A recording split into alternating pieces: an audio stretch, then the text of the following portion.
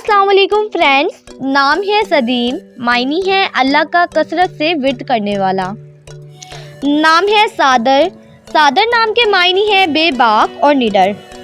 नाम है अदनान, अदनान नाम के मायनी है जन्नत में रहने वाला। नाम है सलमान, सलमान नाम के मायनी है हज़रत मोहम्मद के साथी।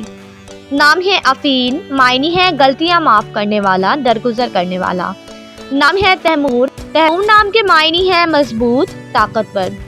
नाम है रबी, रबी नाम के मायनी है हवा का झोंका। नाम है आहिद, आहिद नाम के मायनी है वादे का पक्का। नाम है साहिल, साहिल नाम के मायनी है दरिया का किनारा। नाम है आसिफ, आसिफ नाम के मायनी है मजबूत और ताकतवर। नाम है आरब, आरब नाम के मायनी है पानी से भरी नहर।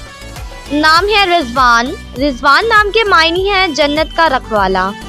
नाम है साबिक, साबिक नाम के मायनी है आगे जाने वाला।